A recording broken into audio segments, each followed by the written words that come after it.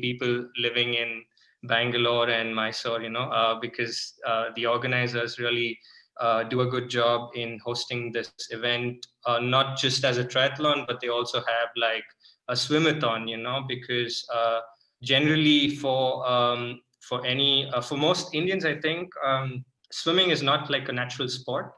You could say running is always ingrained because it's easy to start with, and the way these organizers organize swimathon is to encourage people to like get swimming into their stride, you can say, like into their lifestyle, so they can eventually progress towards triathlon. And it's very well placed because the swimathon's about like 2 or 3 months before the triathlon, and this kind of gives a lot of confidence, and it's in the same venue, right? So it gives a lot of confidence to many novice swimmers who haven't even like swam laps at the pool when you're a kid, because it's not a natural sport, like I said, for in Indian schools, so that way I think it's a good start for I couldn't have a better start, I could say. And from then on, I think I had a nice friend who encouraged me to do my first ever 70.3 at Putrajaya, which is cancelled now because of extreme weather conditions. I think my first race out there in Malaysia, it was about 40 degrees. Wow. And that Yeah. was like a crazy start for like an international race, So and it absolutely destroyed me. And but I was just motivated. I think that's one good thing about me, that I always have this kind of fire in my belly to keep pushing and seeing what I could like keep on achieving. So from then on, I managed to do some more races. And after coming to Germany, I had more chances to do races, I could say. And yeah, the most recent one, I was one of the few lucky ones, you could say, that I got a chance to do a Ironman 70.3 a few weeks ago, actually last month, which was Poland. challenging on its own.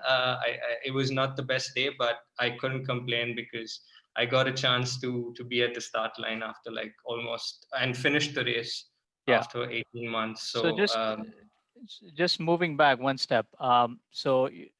Okay, you went to Putrajaya. Yeah, that is quite a humid place to start your yeah, competition. In fact, I was supposed to go to Putrajaya this year, but because of COVID, all that got thrown out, yeah. and they had to cancel the duathlon, the Powerman duathlon in Putrajaya. But anyway, so you came to Germany. When was that? 2018 or 20? Exactly 4 years ago. Oh, Last okay. week was when I finished So, four so, years. so you are in Weimar, and you are you went to university probably for masters. I'm guessing. Yeah, I Um, started off yeah, as a student here. and you took your bike along with you, or did you No, I take your sold bike there? it. I sold it like 4 hours before I took my flight here, Okay, because I so think it that was so hard to sell my bike because I am like, okay, so I'm 6 feet tall, and that's not an average height yeah. in India, so it's very difficult to sell a frame. So fortunately, I got a friend of mine who was interested, but I came here with absolutely nothing, just a bag of Wow. clothes. So hopefully that helped you buy the air tickets, or maybe something on the airport. Yeah, yeah. It all started off again over here. I think, Okay. yeah. But one thing that I kept was that before I even came here, I had the opportunity to meet my present coach, Subramani Venkatesh. He'd come down to Bangalore in 2015, and that was the only time I ever met him, even though he's been my coach for the last 4 years, Yeah. and physically though. And I got talking to him, and he advised me about like generally the sport, because I was absolutely a novice going into Putrajaya, and he told me about certain ways of building my stamina in Mm. being able to run, because that's when that I was at that stage. It was all about, though I had the competitive spirit, I always overestimate myself, so and he was always bringing me back to ground reality even before he was my coach. And that's when I decided that, okay, I would really benefit from having a coach. And I told him that once I get to Germany and I settle down, I will contact you again, and we could like formally start a coach athlete relation. And that's also been, it's close to, again, 4 years with my coach right now.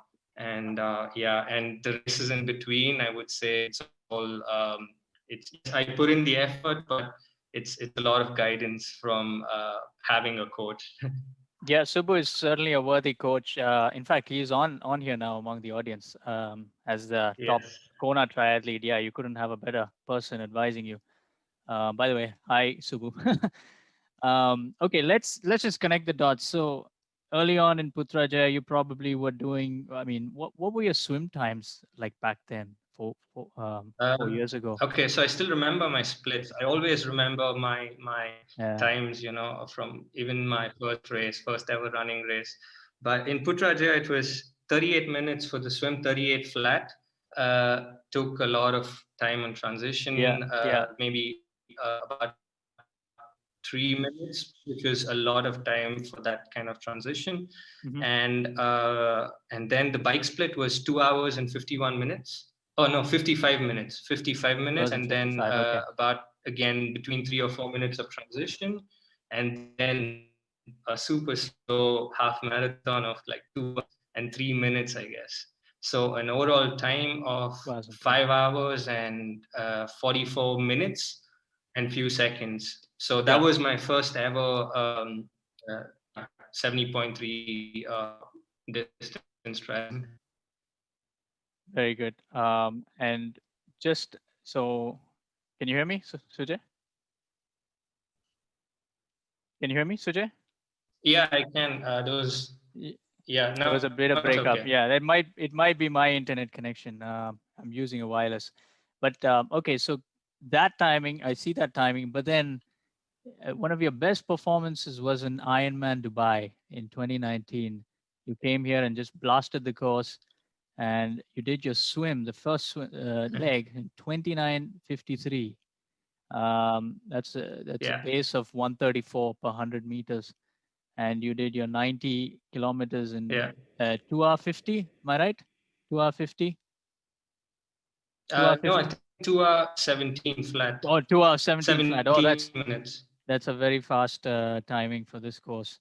All in all, you ended up uh, placing doing 4 hours and 19 minutes. That's an amazing progression from what it was 4 years ago.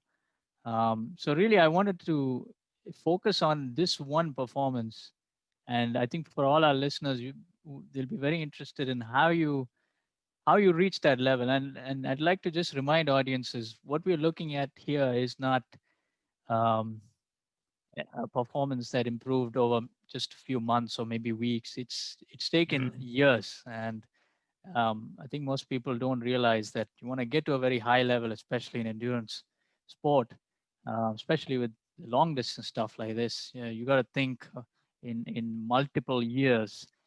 Maybe have a goal, maybe 2-3 years down the line, and work Yeah. towards it. So I'm really interested, Sujay, in connecting the dots. How did you periodize your training to get to this level? It's an open question, but just take us through the journey. I mean, what did you do each year? Did your coach set out targets for you every year? Okay, you got to do this. You got to do this. How many races did you race every year? Maybe you want to take us through what your training volume was like. Yeah. For some of those races. Yeah, sure. So Yeah, yeah, I think that yeah, those are a lot of points, but certainly let me I'll start with it. And if you feel that I need to speak a little more on something, then just let me know in between. So yeah, so after Putrajaya, and I came here in 2016. 20 when I started with Subu in 2016 December, that was like really the first real training that I did for triathlon. Like prior to that was just like, I have an event in mind, and I just want to do it for the experience.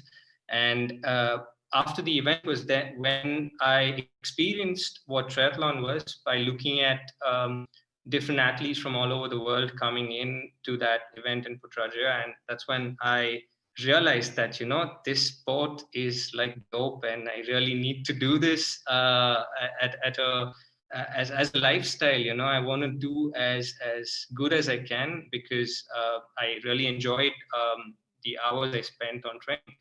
And yeah, fast forward, 2016 December was when I started training with Subbu. I started getting plans, and I think I'm quite coachable that way. I don't like I already trusted in Subbu's process, because I have seen him evolve as an athlete, from a guy who was like overweight and did not know swimming, to being able to have a very good, you could say, like he's among, like, the top 2 or 3% of guys in his age group for the Ironman distance all over the world.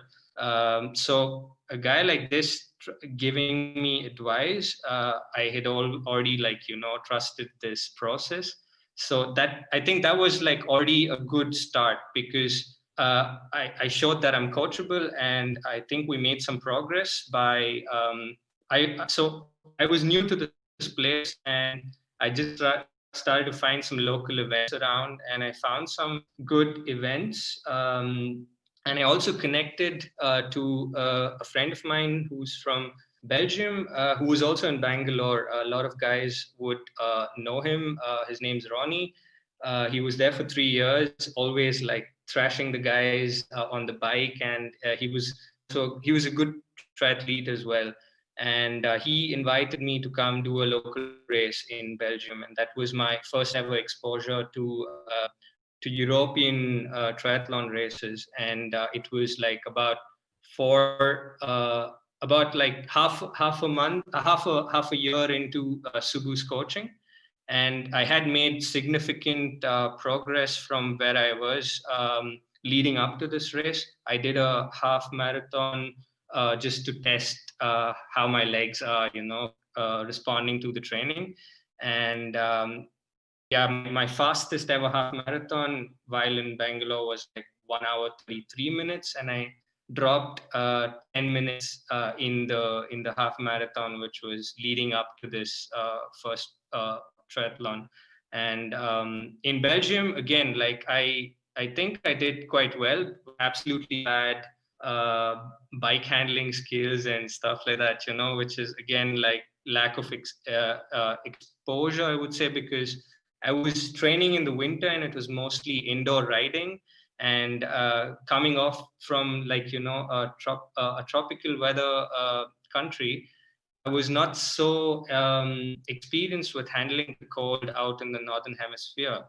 Though yes, running's easy, but when it comes to cycling, it's really difficult to estimate whether you're going to feel cold or stuff like that. It takes time, I think. And in this time, I improved my swimming. I think I dropped about 8 minutes from my swim over this 1.9 kilometers. From 38 minutes, I clocked 30 minutes, and that was like the highlight of this race. The main difference here was that I joined the local. So I joined my university swim squad, and then I didn't, like, these guys were swimming like thrice a week, but mostly like easy stuff. And then I thought, okay, if I really need to improve, then I need to join the triathlon team. And I made the switch to the triathlon team, and I was corrected with my strokes, which was the very first time that somebody really helped me out with my stroke correction. And these minor adjustments kind of like propelled me through water like 8 minutes faster. And from then on, that year I also did Olympic distance triathlon. So the previous time in India, which I did an Olympic, I did about 2 hours and 45 minutes. That was in Goa. And here I came into the race and clocked about 2 hours and I think 14 minutes. I got like 2 minutes penalty for drafting. So yeah, I think that's part of racing. And so and I was really happy with my run out. I feel I identify myself more as a runner, and I always like chasing down people, and that's what I really love about triathlon. Because I'm not a talented cyclist. I cannot match against the European cyclists. These guys are crazy with their numbers, and they've been cycling all their lives, and I got to respect that fact. And to be able to reach that level, it's going to take some time. But running is somewhat more natural to me. My physique is better off, so I was quite happy that I got off the bike at maybe the 10th or 9th or 10th position, and I could make ground on these guys and finished second in my age group with like 38 minutes on the 10K. And this was all within 1 year of training under Subbu, because I just was trusting what he told me to do. And I guess when you start off, you usually have a lot of significant improvements, because at the start you can certainly like exponentially climb up your numbers, and from then on, like I have like And six. Royal Challenges Bangalore did 64 runs in 30 balls. They managed. Can everyone mute themselves, please? Mute. Someone's not muted. Okay, hang on.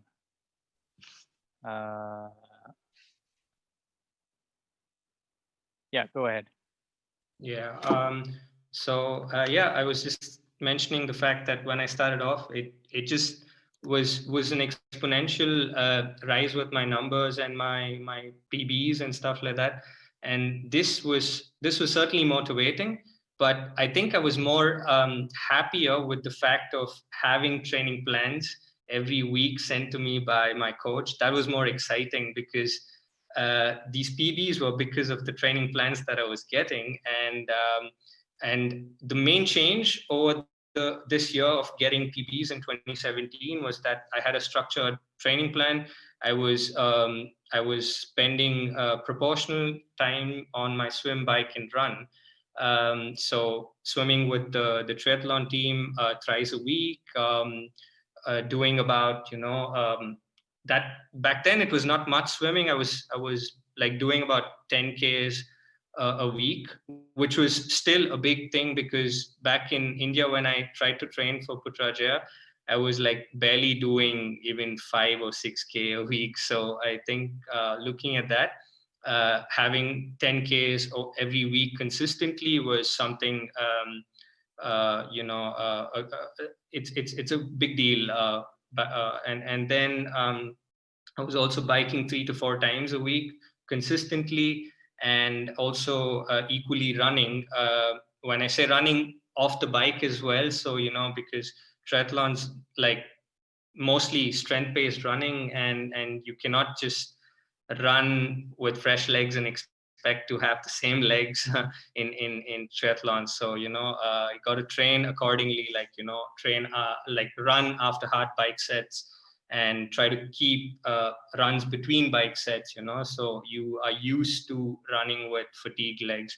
So all of this was being held with by Subbu. And sometimes I was also joining like the more experienced triathletes out here for the bike rides, and seeing how they pace themselves on these bike rides, and getting some tips from them and joining them for runs.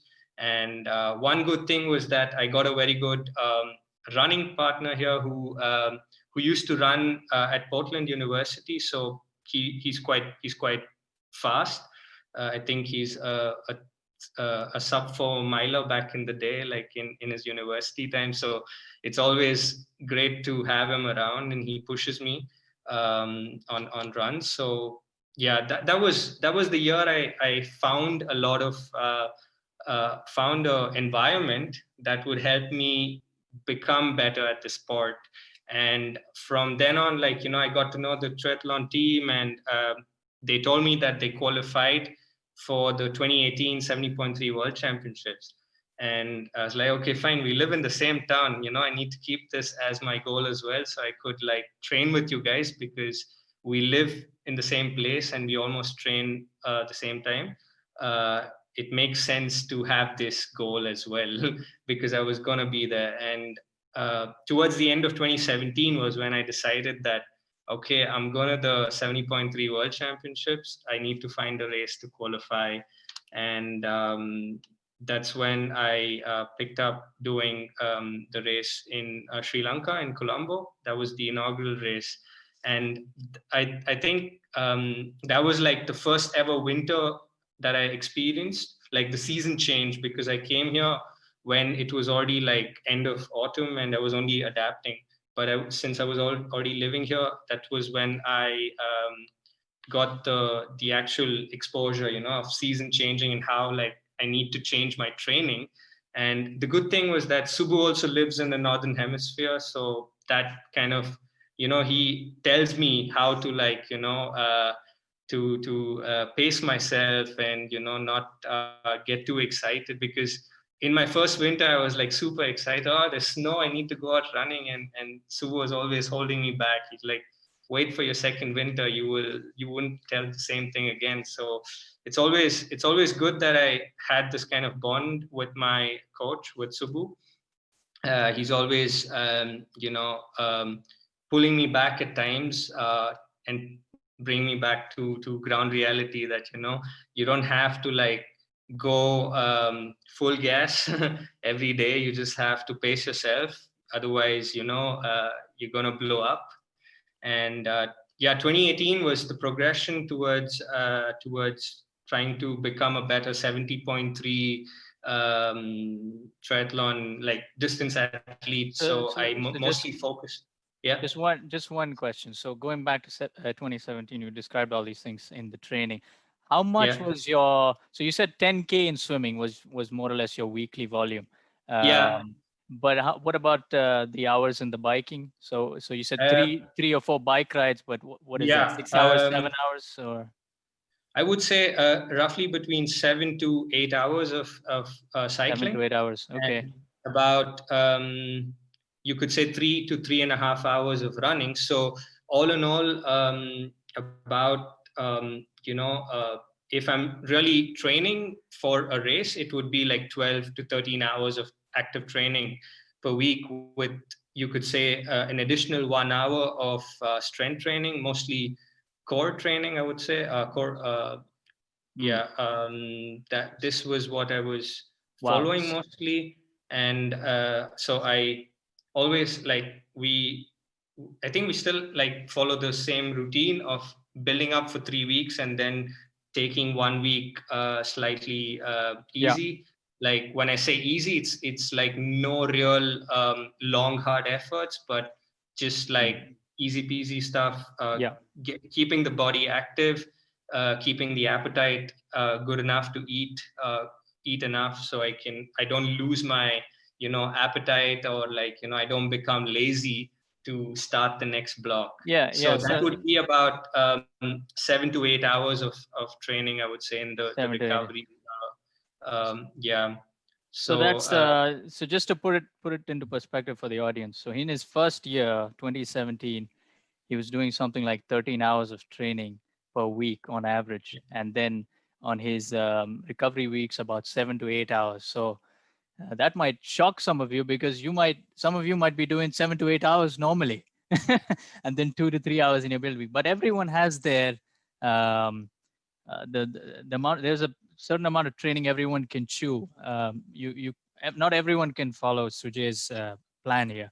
Sujay is more he's a more shall we say well-developed athlete. He can probably I don't know. Would you agree with this, Sujay? You're able to assimilate that much training without breaking down, whereas maybe some other people would probably start start grumbling after 10 hours a week of tri training? Yeah, I mean, so far, like I haven't troubled Subbu or anytime saying, give me less training. I'm always like, why are we doing so little? I really need to do more. Kind of, yeah, he's always pulling me back. So I would say I'm quite, I'm just enthusiastic about training, I would say, and I'm always looking forward to suffer. So I would say that's something that is dependent on the athlete. Like if you're like the kind of person who's willing to, like, suffer in sessions, then you will want to, like, train. Like I was mentioning, I always look forward to training plans, and like that's kind of like the excitement point on like a Sunday evening, to receive a plan that I can structure out for the next 7 days, and like that would like motivate me to also like prepare good meals and stuff like that, and so yeah, I kind of revolve my week around that one training plan that I get. So yeah, also I still have that kind of motivation to do this. So Yeah. very good. Okay, so 2017, so 2018. Then what did you do? How did you change things from 2017? Obviously, it must have been a smooth progression. Did things Yes. increase? Yeah, so 2017, I think. So I did a middle distance triathlon in Germany. I think the middle distance is not exactly 90 kilometers race bike leg. It's about 83. And over there, I managed to have like a timing of about 4 hours and like 39 minutes.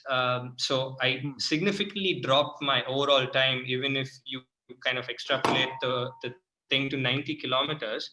And the races in Germany usually are not flat; it's always hilly. So the course was much harder, and I felt that I was more well-rounded as an athlete in terms of building up the strength and the stress to withstand that kind of effort.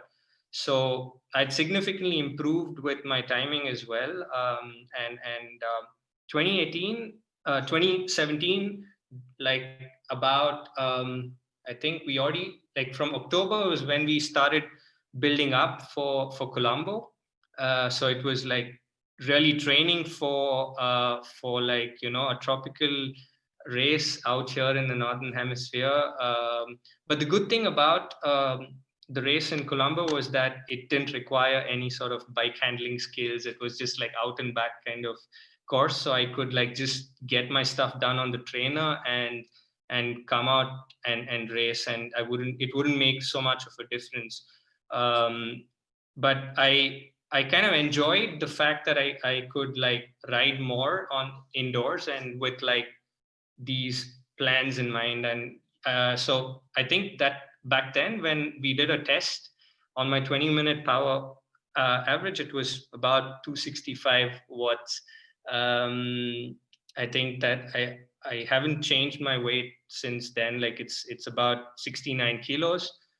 So 265, and by the time I went into the race, I had like about 275 watts as my 20-minute average power. So I think everything went as planned. What we really did was that adapt my body to the heat while being in the northern hemisphere. That is, I was always cranking up my heater in my room so I could increase the temperature in my room and try to sweat it out. And also, I shifted most of my runs on treadmills because I wanted to again sweat more than compared to outside. Yes, I also overdressed myself just to feel hotter and sweat it out. But when it's really snowing outside, it's very difficult to get race specific running done. So we shifted most of my runs on the treadmill, and also because the amount of daylight is quite less in the winter. So yeah, so this gives me more flexibility, and I can manage doing 2 workouts in a day because it's building up to a race now. And yeah, so I think the peak training block, like I was averaging about 14 to 16 hours of training. So I cranked it up from like 12 to 13 to about 14 to 16 during January. And I think having 14 to 16 hours when it's like minus 15 degrees outside, it really beats your body a lot. But I was just, I needed a slot to go to the world champs, and this was only in my head at that time. So I just was in that phase of like, no matter what, I'm going to put in my best effort and listen to my coach. So everything went as planned. I think I had like 100% success with all my training goals that were given to me by Subbu. Like I didn't really, maybe just one training block. We tried to extend it to the fourth week, and I was just so fatigued that it just destroyed me after 3.5 weeks. Like I could not hold any power on the bike or like even run because I was just smashed. But that was not a bad thing. It was just an experiment to see how much my body could take. And so after that block, I took a week off and then went to India, and I did an Olympic distance as a test event prior to the 70.3. That was the Goa Triathlon, which I'd done in 2015 as well. So yeah, 2016, and 2 years later I do the same course, and I came here and I improved my time by about I think I did 2 hours and 16 or 17 minutes. So that's like roughly a 28-minute PB. Oh no, it's more than 30. Like I did 2 hours 47 in 2016 and 2018. I do 2 hour 16 minute yeah out there. So in 2 years, this was my progress on the same course. Yeah, and it was a good thing because I had a really good run out there. Though it was hot, like Feb is still hot out in Goa, and I could still run the 10.5 kilometers at about 3 minutes and 52 seconds per kilometer. I think it was a good run for me. I had the fastest run that day. So yeah, and 2 weeks out, I think 2 weeks after that was the race in Colombo, and over on this course I did 4 hours and 38 minutes. That was a good effort. I felt, especially the run was really difficult because of the heat. Humidity. Humidity was high. The heat was like almost 35, 36 Yeah. degrees, and there was no shade on the course. And we had to run through the port area. So like it's just concrete cement everywhere. So it's just heat hitting back at you. And I think there's this one stretch. They nicknamed it as the burning wall, apparently, because it's just a concrete It's on the patch side. of, yeah, on the side and the floor. Yeah. And it's like a 1.5K out and back, and at the end there's like a small sprinkler of water spray on you, which just like dries off in like 20 seconds. Like you make the U-turn and you're dry again. And on the second lap, I think I I kind of got a heat stroke out there, but I was like, no, I need to like survive this to the next aid station. And then yeah, managed to have a 1 hour 31 minute on the run there. It was the fourth fastest on that day. Amazing. Yeah, so that was amazing. Like I was not so impressed with the bike because I didn't have my power numbers. Like unfortunately, my power meter didn't calibrate. But nevertheless, I think it was okay. Like I rode by feel, which was good because maybe that saved my legs for the run. Which would have been even more worse not to have anything on the run. So yeah, it was a good race, and I got my slot for the World Championships out there. Wow. Okay. And yeah, came back and and did the same half marathon that I did the previous year again to test my legs for the run. And so in 2017, I did a 1 hour 23 minute on that half marathon. And in 2018, after my race in Colombo, I did like 1 hour and 19 minutes. So about 4 minutes drop in my run. Again, this is like my second year training with Subbu. So we still had like kind of these. So you see the exponential curve is like dropping like 10 minutes, and now it's like 4 minutes, So it's the gains are still there, but it's not much, because I'm reaching a level where I really need to put in more hours to gain something now. What I have So seen from looking at the data, at least in the Dubai Ironman, is from year to year, people tend to improve. I mean, these are experienced athletes. I've seen something like 3 or 4% from year to year in the yeah, total timing. So, but you're right. If it's a beginner, maybe you can look at 10%, because obviously in the first year they have no idea what yeah, they're doing, and the second year, they make huge improvements. And that's a good yeah, point for some of the beginners. Certainly, you get very encouraged, and that's a nice thing. It works for encouragement as well. You're seeing these yeah. huge improvements in That's time, and true. you're like, wow, let me do more of this. And then you're like, oh no, it doesn't work that way. Um, Yeah. but yeah, I just had one question on this, on the 2018 performance at Goa. You said that was interesting. You did the same race 2 years back, and you found you were improving quite a bit. But in which of the sports did you find the most improvement? I mean, I'm sure not Uh, all the sports increase the same yeah. in performance. Did were you better in one than the other? Were you better in running, for example, than maybe biking? Or Yes, certainly. I feel the run was the best improvement, but I could say like it's also, you could complement it for the bike as well, bike training, because that acted as a very good cross training to build the muscles in my leg, just generally to be able to cope with that stress, to hold a decent running pace after the bike. I did improve significantly on the bike as well. One thing I should mention is that, okay, I had a TT bike in 2018, and I had a road bike in 2016. So yes, that could also affect my bike performance. But I like, if I did compare it to a friend of mine who also joined me, a German friend who joined me for these races. He's been doing this sport for like close to 15 years, and he was just making a comeback. And I think I was only like 3.5 minutes down from like the leaders, like the first and the second guy. So I think that's a good, like, it's hard to compare relatively like that, but since I was training with him, I think that was a good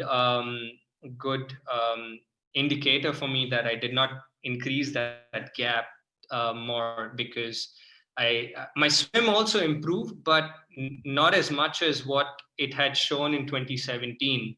Like in these races, like dropping 8 minutes, like by far it's still one of my best swims. I don't know how I managed to do that. Maybe I caught a good draft from a good swimmer out there, and I managed to stick to that. It's also like a good race strategy for swimming, because you could swim all by yourself, and like you can feel good about it, and yes, you feel like you're moving through water, and then you come out and see, and you see, oh shit, like the whole group has passed by, and all I'm here feeling good about this swim with a slow time. So that was my situation in Goa. But I would say I'm better off from T1, like from transition one. When I get on the bike, I feel more in control, because then I know like I'm passing guys.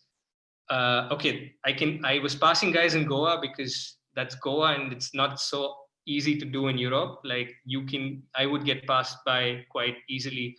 So and then but on the run, generally, like, I pass people, so I feel more in control on the run. So run was like the best improvement that I've had ever since I started training with Subbu.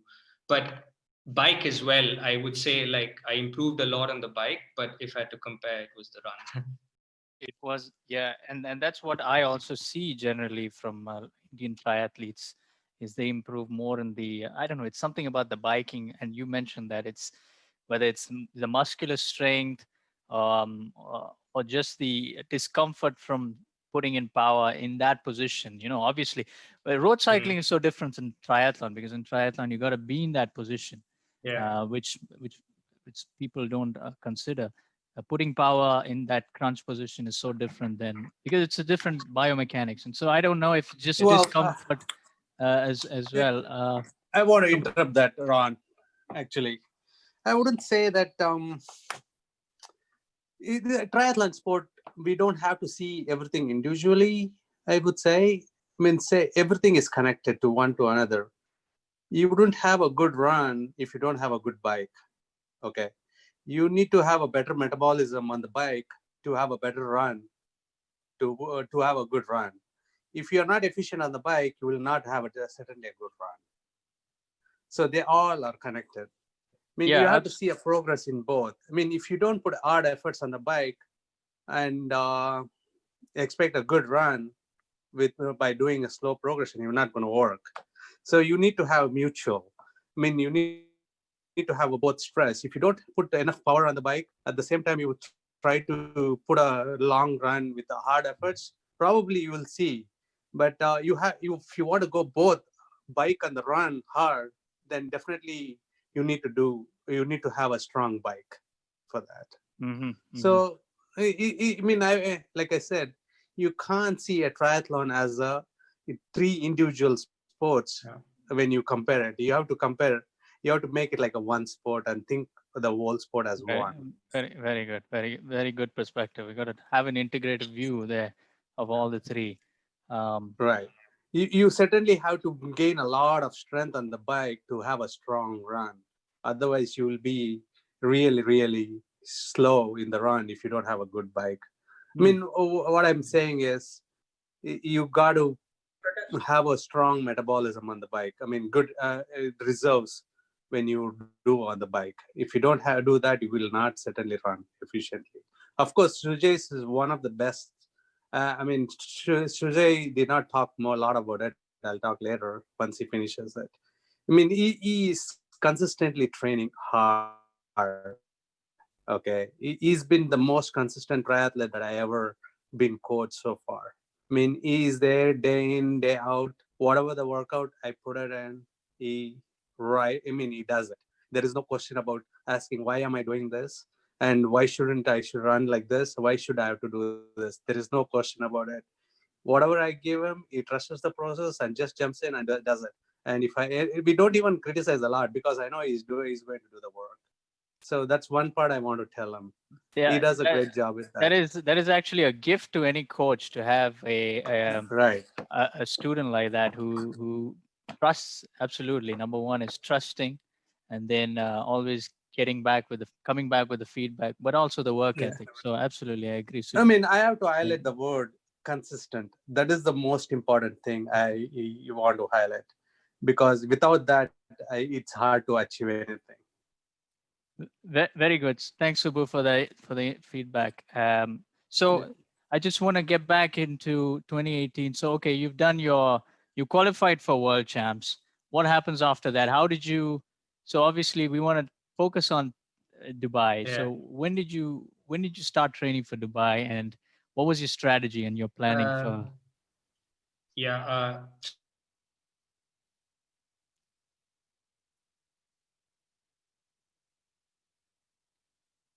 I went in injured. So I went in injured to the World Championships. Absolutely not enough running mileage. Like I was suffering from tendonitis from right after my second 70.3 of that year. So I think the volume kind of affected my body. So I ended up Mm, getting injured. And but nevertheless, the world champs went quite well. I had a very good bike performance out there. So the guys I trained with over here who have been doing the sport for like 14 to 15 years. I managed to get like the same bike split as these guys. So that was like a huge gain for me, that I leveled up quite well on the bike, because you could say that in the absence of running, I had more quality bike sessions. And that was that you could say that this is what helped me in Dubai as well, because Dubai is more of like a bike friendly course, because the guys who can mash good amount of power can come into T2 with a very good lead, or like, so once I came back from World Champs, I signed up for Dubai, and October was when we started building up for Dubai. So again, it was like almost similar to Colombo. Like we were almost matching up to like the same intensity, building up for this race, but I was not 100%. I still had like the lingering tendinitis. So my run was like on and off. Like I could run for like 2 weeks, and then it used to flare up, because that's tendinitis, right? It never goes away as you expect. It's not a muscle injury, so it's somewhere hidden, somewhere within, like between muscles, and we had to like really take it slow. So it was more of like I had to change my mentality, which was a big difference. I had to be true to myself. It was not like going go it was not like being like Rocky Balboa or something, like no pain and stuff like that. I was like that earlier in the year. Like I used to run till like I get the sharp pain, and then be like, oh shit, like okay, I can't do this anymore. But this is where I think I got a little more matured with the fact that I need to back out and listen to my body. So yeah, the run was still there. Like I think I had a good run build up anyways at the start of the year, so that kind of base fitness was still there. But we got a chance to build more on my bike. So I pulled out my road bike in October and November. We were mostly practicing like anaerobic efforts and VO2 max efforts towards like building more power output, like this kind of explosive power on these hills, just to be able to suffer more on the bike.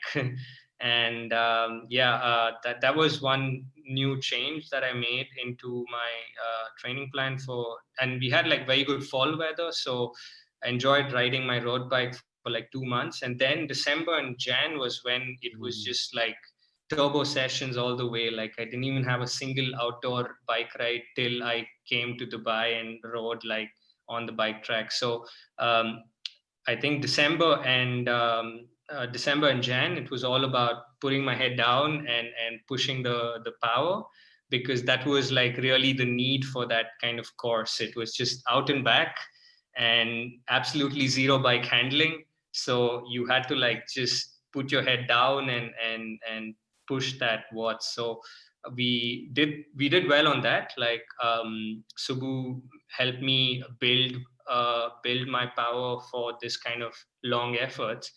And swim was going well. I think the other improvement was my swim mileage, and I increased that significantly to about 13,000 meters every week in that winter. And I think the highlight was that I did this fun event that the Germans call, that is 100 times 100 meters. I think that's like this. It was the first ever time that I got to experience what endurance swimming is about. Like, this is like, I think, a very,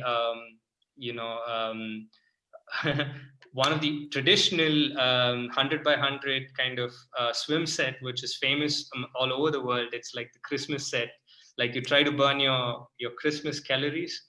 So we did this on right after Christmas, and I was pleasantly surprised that I hung on to my group, did not fade, though I suffered a lot. I averaged about 1 minute and 34 seconds per 100 meters over 10,000 meters of swimming. I mean, this was like, yes, we had 3 breaks in between. Those were just very short, like pee breaks, and just pull some calories. So I spent more time on my swim and bike for Dubai. I didn't do much on the run. I did something, but not to the level that I would have done with a normal body. So, but despite that, I really went into Dubai. In other words, you concentrated more on your weakness, which was swim Yes. and bike. Swim and bike. Just one point here on the biking. You did mention 20-minute power before, so I'm just bringing that up. Did you notice an improvement in 20 minutes power at the end of 2018? Yes, I got it up to 86 watts, I think. So yeah, it was 286 during this time. So again, like about a 10-watt improvement, which was again good. Did you weigh the same or? Yes, I was much lighter. Like I was a kilo you were lighter. Oh, there you go. That's a good improvement in power to weight. I was 68 kilos at that time. So yeah, it was good. Like and I held this power on my TT position. So that was another difference. I think I did this all-out effort on TT position. That's much harder, to hold compared to this and then my swim was also getting better, and came into Dubai. We did some good long runs as well. Like we did like 20K long runs with like about 6 to 7 1 mile efforts in between race pace efforts. And this was like after like hard bike sets. Like I used to do a hard bike set on Saturday, and then on Sunday with a break session, about 5K again at race pace on Saturday, and then Sunday, like early morning, like as soon as the lights out, I used to meet my friend, and we used to do these 20K efforts with 20K runs with 1 mile efforts in between. So we were not like the intention was that my body should be able to adapt to race pace, but not like not stress my tendinitis, because I needed my leg to function on race day. So we were holding it back. We were not going more than like 1 mile efforts. Came into Dubai, and so you mentioned my splits, and that's what I could manage on that day. Though I learned quite a lot from that experience. Like so one cool thing was that I forgot my bike computer in my hotel room, so I rode without any numbers. I noticed that. I didn't see your biking activity on Strava. Yeah, it was really sad. I would have really liked to see that if possible, but whatever. Like I just rode by feel, and it was good because the guys who I came out in the water with were already were equal to my potential on the bike, and we kind of created this train of athletes for about 4 of us. I think one of the there was a woman in this as well. She became a pro triathlete, and she represents Dubai actually, though she's Dutch. She represents Dubai, and her coach is the Belgian Kona winner, Luke van Lierde. So that's her coach. I think her name's Fanoy, but I knew that she's gonna be a pro because she just we came into T2 and then she just took off on the run, and I could not keep up after 7 kilometers. I think it was not my fastest half marathon there. I did 1 hour and 26 minutes. I made some mistakes on the hydration part. I really got screwed, I would say, in the last 4 kilometers. These were the kilometers I was supposed to go fast. I saw your splits for that run, and I saw things kind of going downhill, but it was quite towards the end, so you were probably lucky. But what happened again there? I think one was, yes, the sun got to me. The sun was quite sharp. Even though the temperatures are not high, it was really intense sun.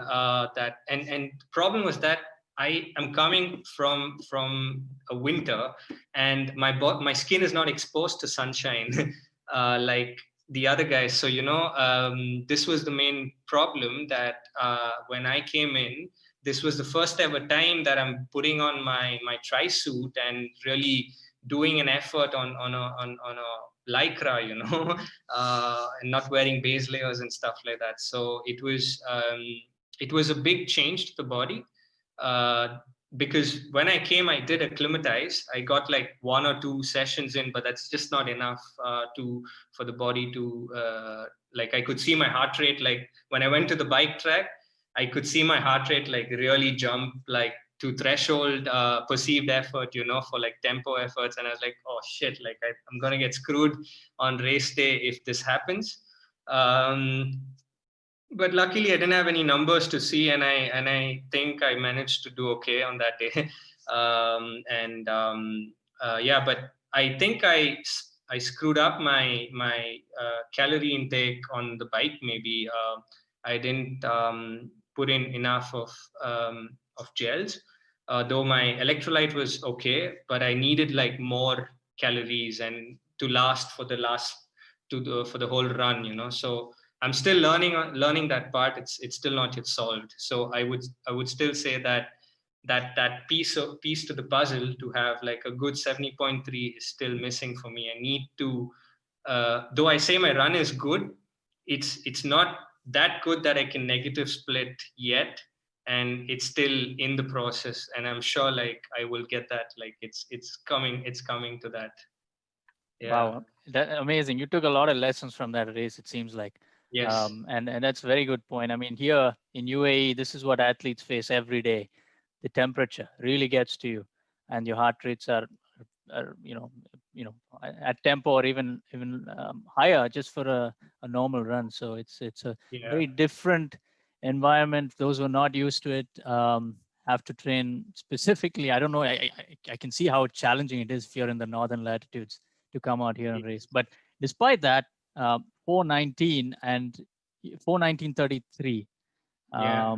That was a top performance for at least the Indian athletes, and you were number one in your age group. Am I right? No, I was number 7 actually. There were 6 guys No, faster than I mean among the Indians in your age group. Yes, amongst the Indians, yes, I was the faster guy. There was another chap. He's a friend of ours, Karthik, and he was also probably up there. Yeah, but he's a bit I met older all to of you. them. I met all of them the day after. Like one of the local athletes hosted a dinner for all of us, so I had the opportunity to meet everybody. Rohit. And I think I really want to do Dubai once again, because I've never felt a race, like I've never felt the desire to do a race like Dubai, because it's just amazing. Like I said, the organizers have done a great job, and most importantly, like it's kind of like halfway for my mom to come see my race. Like she's always been That's something I wanted to touch upon. It's definitely want to touch upon. I've seen this a lot in your pictures. Your mother is like one of the cheerleaders in all of your events. How important is that to have your mom support you? I mean, my mom's like always like she runs herself, so I think she brings in a lot of positivity for me. That whenever she's around, I feel more alive. I would say I feel that kind of energy cropping up, like especially when she's cheering for me on the course. So there are a few people like this, like my mom, and then the Belgian athlete I mentioned, Ronnie. He was also in Dubai. He qualified for Nice. Though I had like in Dubai, I was like in a 50-50 mind to qualify for Nice, but I didn't. I already decided I'm not going to take a roll down spot, because it's just I wouldn't feel good about that. But yeah, these guys like bring in so much of positivity, like friends and my family. In Colombo, like my dad got came as well. So it was like really great to see both of them out there on the course, and for my dad to see me also take the world champs slot. So it was great, and having my mom come in later to Europe to be with me as well, to till I went to the world champs. Like it was amazing. I think for an athlete, like I think I would say I'm not just an athlete. I'm like a student athlete. Like this is not what I do all the time. Yeah, to have the right people speak to you and encourage you, and including my coach. Like Subbu is not just a coach but a friend as well. We just generally speak about like sport is good. Like it's something that really brought in so many things, like having to know all of you and meeting people and having the opportunity to race at different places. So yeah. Very good. uh, so That's it's just that it's good to have family and friends supporting you, even if it's just yeah. one or two. It's fine. Like it's better than social media, I could say. There's more satisfaction, like for me to get to the finish line and see my mom or my friends. It's so much hmm more satisfying. Yeah, we were talking a lot about social facilitation. Definitely, it's the X factor in all of this is encouragement and motivation. And a lot of people, unfortunately, and youngsters are missing that element. I see, and that's where the coach really should play a role and try to fill in the gaps. Yeah. So that's and again, that's a whole other topic. But really, to sum this up, I mean, here is an athlete who just described 3-4 years of his progression, from starting in 2015 all the way to his amazing performance in Dubai. And he's described the training volume and how that progressed. He's described his excellent environment that he had, and this is the highlight of the discussion: is for a triathlete, that environment that you have is like you just can't buy that sort of thing, right? You need to have the right training partners, the coach, the training programs, the motivation, the encouragement to go on and stuff. So all of that, just hearing this, I mean, it's just an amazing, wonderful mix of stuff. You had the right stuff going on for you, for sure. Yeah. And not a lot of us can claim to have that all the time. So that's really amazing that you had that going on for you. And of course, even you described the injury, which, I mean, taken in a positive way, it seems like that you hit your limit. You maxed out your training and you hit that line, Yes. and then you knew how to back off. But some of us don't know what injury is. We never got injured. So that's a way of body telling you, okay, son, you got to back off a little bit. I've injured Yes. myself in running, and I've actually, in hindsight, when I think about it, um, it's um, it's encouraged me a lot, Mhm. because I knew that I hit my absolute max and I need to back off. Um, Very good. So I will wrap it up now, Sujay. But if anyone has any questions for Sujay, please um, unmute yourself and ask the question. We are running out of time. He was so interesting to talk to that we forgot about time limits. And my background is thrown off as well. So anyone has any questions? I know some young guys are in the group here. So please unmute yourself and shoot. Actually, I have a question, Mihir here. Yeah. Hi. Hi. So, you mentioned that you started training for triathlon seriously after you went to Germany. So, Yes. I don't know if you'll be able to answer my question that properly, but I just wanted to ask, and this is a question for Subbu sir too. Did you feel that the nutrition was different when you went to Germany? As in, was the quality of nutrition better abroad than it is in India? The nutritional value of the food purely. Hmm. I wouldn't say that. I mean, there is no difference in nutrition quality or quantity in terms of based on the country. But I when Sujay came into my team, I would say he did not add a nutritional influence. I can say that he had no idea about how to fuel himself on the ride or run. There are some things he knew, but I was giving him detailed plan how to fuel up and how much. I also did, like, for each races, before we go into the races, we do a race nutrition plan training according to it. That's kind of training we used to put it in together. And I used to take his sweat test, not really a scientific method, but a rough estimation sweat method kind of things. So we were experimenting what works and what doesn't work. And based on that, we used to train. Of course, we can't 100% simulate the race day nutrition, but we tried our best to do during the training. And to answer your question about the country makes a difference in terms of nutrition, no. Whatever you get in India, you also get in Germany, I would say, or in US in that case. All right, thank you. So I had the same question. Instead of nutrition, I want to ask the same question about the air quality. Does the air quality make a difference? Because I live in Maharashtra, in Pune, which is Yeah. like a pure city like Bangalore, which has a lot of pollution, not a lot of trees, I would say. So do you think that makes a difference? Yeah. Okay. So fortunately, I live in a small town.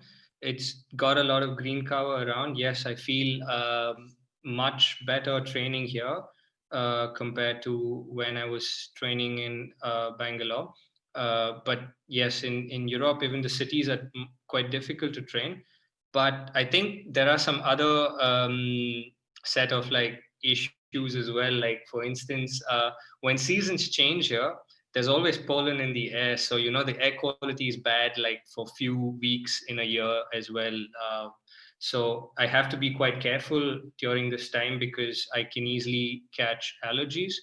But yes, this is the downside. But in general, I think, yes, the air quality is better because, yeah, I live in a smaller town. And I think the same would be in India as well. I guess if you move to a smaller town, there would be less. I mean, the air quality would be better, but yes, I think that's just a matter of choice. All right, thank you. Okay, anyone else from the audience? Quick question, or else if you can't think of much or you're shy or something, then definitely can message on WhatsApp, and Sujay will be happy to field that. Yeah. Hi, Ram. Ram, this is Narendra Reddy. Yeah. Hi. Hi, Sujay. It was nice interacting with you guys. I just have one question about triathlete. You said tri-bike will fetch you more mileage in terms of numbers and speed. So how much would be the difference between road bike and tri-bike for a half Ironman, 90 kilometers? Well, that's a good question. Like I would say, it's a very relative question. For instance, I think last year was really fun to see like the 70.3 world champ like win that event on a road bike, but that was like half the course was like climbing and the second half was like just descending. So I think in this situation the possibility to be in the aero position was not much.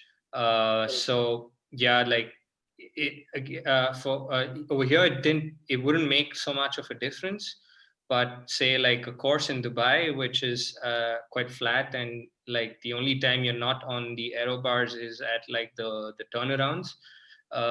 Over here, I think it makes a lot of difference because in you're more aerodynamic, you're more streamlined, and in this position, while on the TT bike, you can produce more power.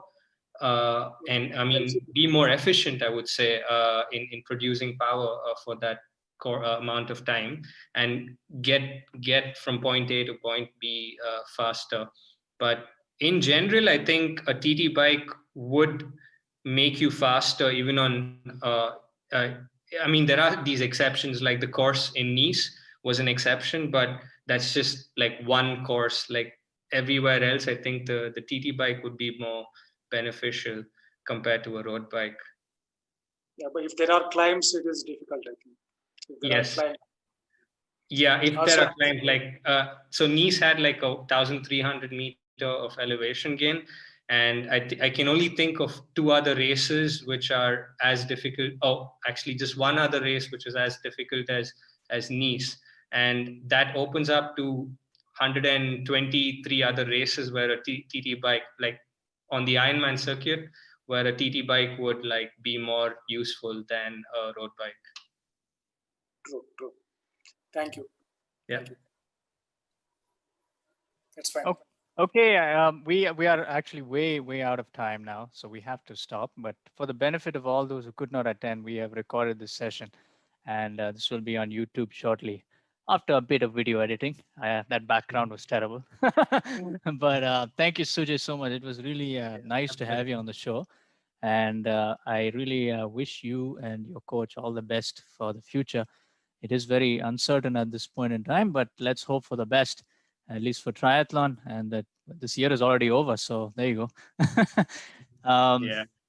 Okay, very good, Sujay. Thanks for joining in, and to all the people in the audience, thank you very much. And we will end the show now. Thank you. Bye-bye.